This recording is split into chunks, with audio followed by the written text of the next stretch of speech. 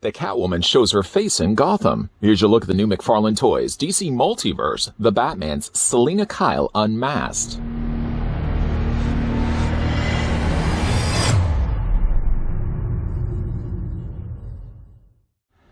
Selina Kyle is a mysterious figure who is quietly infiltrating Gotham City's seedy underbelly to further her own agenda.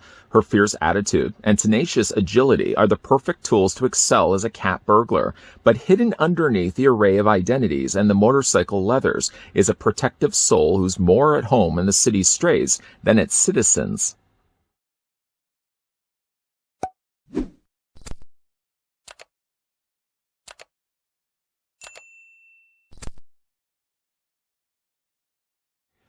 We're going to see more of Selina in a second, but I think the first thing we probably should do is figure out how tall the figure stands. To do this, of course, like I do in all the other videos, I'm going to bring in my ruler, put it right to the very top of Selina Kyle Unmasked. The figure stands 6 3/4 of an inch tall, or a little over 17 centimeters tall. For the obvious comparison, let's bring in the originally masked Catwoman. One of my biggest critiques about the figure, if you wanted to see the review of that, was the fact that you saw nothing of her face. Even in the trailers that we've seen so far, all of her lower half, the mouth area, is completely visible. And I don't know, maybe her mask does get ripped along the ways, but I knew at some point we were going to be getting ourselves a Catwoman, and sure enough, we didn't have to wait too long to do that. We got ourselves an unmasked Catwoman that still has the cowl there, or the mask that she wears. Still, though, I think at some point, there's going to be a third released Catwoman. You know what's going to happen. That's going to give us the one that has the more visible lower mouth. Speaking of also unmasked characters, the previously looked at unmasked Batman can also join us as well. And like the other Batman case, we're simply just getting the same figure again with just a different swappable head sculpt, begging the question once again, why wasn't the alternate head sculpt not just included with the original Catwoman in the first place? Accessory-wise, the figure comes included with a trading card. The trading card does feature, in this case, Selina Kyle Unmasked, and does sport the figure unmasked, although in this case it actually looks like more of the mask is higher on her head. It's probably just the way it's lit. One thing that also is very obvious here, as you can see in the photos, that she does have the rolled up whip. Something that came included with this figure, but the original Catwoman had an extended whip, and don't worry, I'll compare the two in a second. Down below, you've got Selina Kyle Unmasked, and just underneath that, in a slightly smaller font, it's got the Batman, of course, pulling it from the source material. On the back, the real name is Selina Kyle, and underneath that, a paragraph read that you can either pause and read for yourself, or it also happens to be the same one that I read at the beginning of this video. Gonna move that to the side. Figure also comes included with a display stand. I'm not spending too much time talking about the display stand, but yeah, it's the same stand that we've gotten with all the other Batman and DC Multiverse releases, but still it's handy, especially for a character with leaner, slender legs like Catwoman. Certainly a display stand comes rather in handy, so you're not going to have the figure falling over on you. Although I have to say, so far, I haven't had too many difficulties with either one of the Catwoman standing. Talking, though, about the whip that I mentioned earlier, this version of Catwoman actually does have the rolled up whip. And while it's rolled up, there really isn't any place to actually store it on the figure. You can see there's no hooks, there's no pegs, there's nowhere anywhere near on the belt where you'd be able to clip this in place. I feel, if anything, if you're going to be displaying a figure with a rolled up whip like this, or even include a rolled up whip in the first place, give us at least the means to attach it onto the figure, because like right now you can't. The only option really available is to put it into this hand, because as you can see, the other hand is molded shut. Putting the figure down here for 1 second. Just finished saying how she didn't have any difficult time standing. There we go. Just bringing in the original whip. This was the original whip that came included with the masked Catwoman. You can see at least they gave some effort to give us something different and not simply just re-releasing the exact same figure, same card, same display stand, same whip. No, they actually gave us a different whip. It still looks the same that you would imagine if this whip was rolled up, it would be literally this one. It still has a very broad handle, so you can still have the problem of trying to fit this into her hands. And again, you really only have one hand to work with. Go ahead now and take that and fit that into her hand. You can already see, like, look how thick this handle is. Is this a little unnecessary? Is this overkill? I feel it might be a little bit. And then right from there, I mean, like, what am I going to do with this? I mean, yeah, you can just kind of have her standing there and sort of just have, I mean, really, if we understand the laws of gravity, a rolled up whip, unless it was actually wrapped together, which I guess this is, there's some wrapping down below. Normally the whip would just have extended out and draped onto the floor. If it is going to be taking the time, and I'm speaking about the team of McFarlane's Toys' team, they're going to take the time and actually wrap the whip And also give us the means to clip it onto her belt somewhere, because we're like, right now, there's nowhere to be found on this belt that can actually accommodate this whip. Even just a clip would have been more than enough. Just a hole right here and a peg right here. But no, nothing. Nothing at all. Bringing in, though, the Catwoman, so you can see the difference between the two. Body-wise, they seem to be exactly the same. Coloring, there's, again, not much really to be working with here. It's basically all a black molded figure with some different uses of black, as you can see with the sleeves, for example. There's gradual increases and decreases of shinier plastic incorporated. Like the main body is sort of using a matte black. And then on the arms, there's a shade shinier than that. And then the gloves are even shinier than that. You can see as well. Like the pegs are using also different colors of black plastic. But yeah, the bodies are identical to one another. The only real difference between the two is the fact that one is masked and one is not. I will say, at least to the credit of the unmasked one, it's a pretty looking portrait. I'm not really sure how well this is going to sell a Catwoman idea to me in the movie.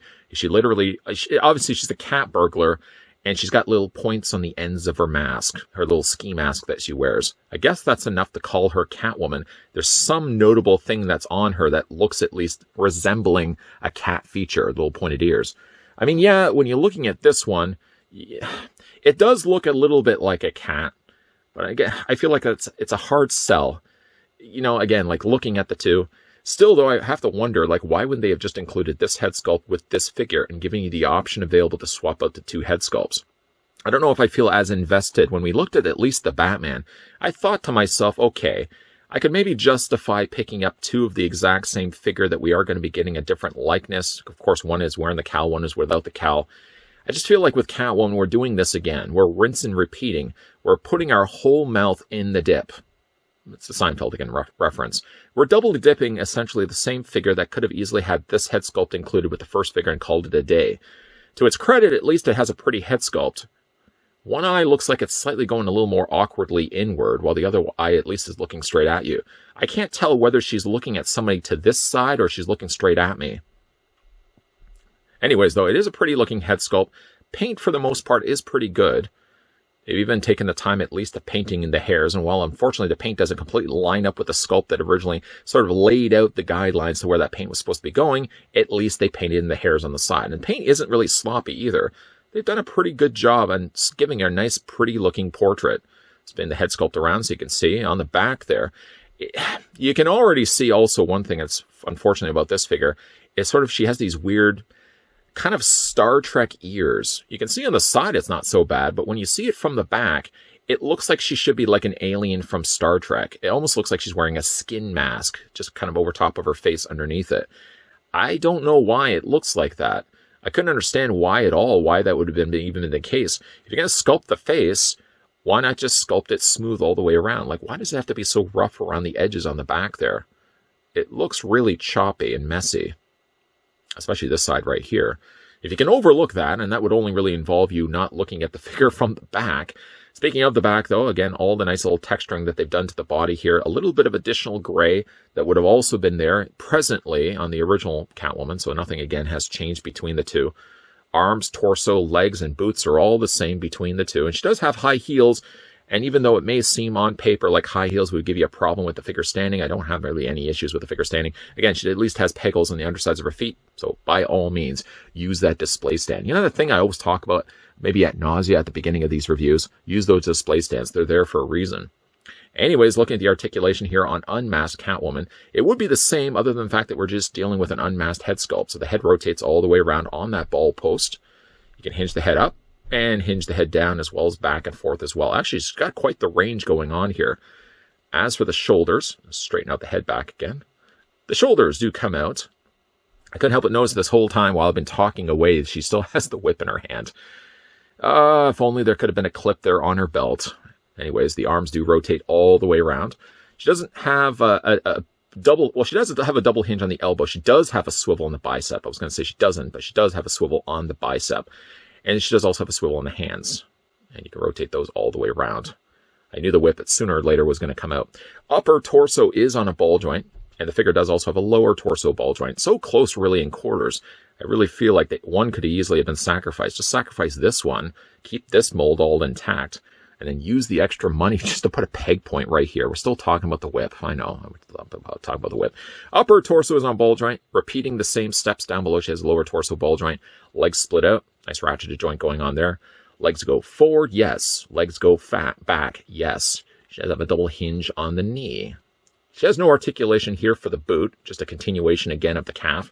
Boots go up and down this way. Or the bottom, I should say, of her high heel boots go back and forth this way. She does have an ankle pivot. And she does have, yes, toe articulation. Again, sort of a running gag here. This is now, two figures in a row where we've looked at, where it's basically just the same figure again, just with a unmasked head sculpt. Again, we're just putting the original Wonder Woman, the original Catwoman there, freeing up a little bit of space next to her so we can bring in the other Catwoman. Looking at it cosmetically, the only thing that's different on the two is just the different head sculpt. Now, really, again, other companies are producing figures with alternate head sculpts. And for me, I don't know, other than just reviewing these figures, whether I would have gone out of my way to invest in picking up a second Catwoman that basically is just, again, the same figure's body with a brand new head sculpt. Still, though, I really think like the figure could have come included with the original head sculpt and then that unmasked head sculpt, and you can easily just pop one out, pop the other one in place, and decide for yourself without having to spend the extra money to go out and buy yet another figure, literally putting your whole mouth in the dip. Again, double dipping the idea of just reusing the same body mold again. The question, though, is, based on what we've seen so far in the trailer, again, the fact that she does wear like that ski mask over top of her face and then she's got that ripped away portion in the lower half of her mouth, are we going to be getting a triple dip? Putting your mouth back into the dip and getting a third Catwoman. Same body, same hands, just a different head sculpt. And I don't know if I'm really willing to invest in getting a third Catwoman if it's basically all the same stuff that we got the first time and then rinsed and repeat the same steps for the second figure, just with a different head sculpt altogether. I mean, really, if I had the choice and I only had the money to buy the one figure and I had two Catwoman in front of me at the stores, I would have bought this one. This is the prettier of the two. And even though, yeah, the bodies are the same between the two figures, I do like at least the likeness that they've given for the unmasked head sculpt. It still, though, begs the question, why did we have to get two of the exact same figure with two different head sculpts? I mean, they throw in the whip, so at least there's something there. But the fact that it's a rolled up whip and there's nowhere on the figure where you can clip it in place, still, come on. I mean, really, if anything, I would have just saved the money, released the figure the first time with two different alternate head sculpts, and then just choose one of the whips. I mean, I'm not too married to the idea of rolling up the whip anyways, if you can't clip it onto her waist anyways. Just give her the longer whip and give the figure two head sculpts, and then let the collectors decide for themselves which head sculpt that they wanted to go with. I mean, for me, this is my preferred look for Catwoman, but I can't help but think, just in the back of my mind, I got that, I don't want to say spider sense, because I don't recall being bitten by a spider, but I just have that feeling in me that they're going to release another Catwoman closer to the movie or just after the movie gets released to theaters. That's going to be a third Catwoman, and it's going to have the mask that's ripped away down in like showing off the bottom of the mouth. I just really hope that that's not the case. Do I want to get a third Catwoman for my display shelf when two I feel is already pushing it? I'm totally going to buy that other Catwoman when it comes out. But what do you guys think? Let me know down below. Weigh in your thoughts down below. Do we really need these figures to get released with two different head sculpts when they can easily just release the same figure with two head sculpts packed inside? Do you really want to invest the money? And the shelf space, that's something else to factor in as well. Do you want to spend the shelf space and the money to buy two Catwomen that are identical to one another, other than just a different head sculpt? And yeah, of course, the whip that doesn't clip anywhere onto her waist. Let me know down below in the comments section. And for your video question for today, as we have not yet done that for a while, for your video question for today, viewers of the interweb, let me know down below in the comments section what your favorite Batman villain is. Is it Catwoman? Is Catwoman anywhere in? If you were to design a Mount Rushmore, that seems to be like the ongoing trend right now. If you were to make the Mount Rushmore of Batman villains, which I guess would be, 4 heads, who would you pick for your favorite top 4 Batman villains? Let me know down below in the comment section. And hey, now, if you are new to this channel, you're enjoying the content that you're seeing, make sure you hit that subscribe button down below. Turn on the bell notification so, yes, you're getting those friendly 411s of whenever new videos are going to be popping up. And speaking of popping up, at the very end of this video, you may also be seeing a playlist popping up of other DC Multiverse and McFarlane toy stuff that I've had to look at. It'd be a really good opportunity to kind of go through the playlist and see if there's anything you may have missed along the way, as there's always new content popping up onto this channel. Monday to Friday, by the way, 12 p.m. and 2 p.m. Eastern Standard Time. Plug, plug, plug. Lots of stuff coming your way, guys. As always, thanks for watching. See you guys next time.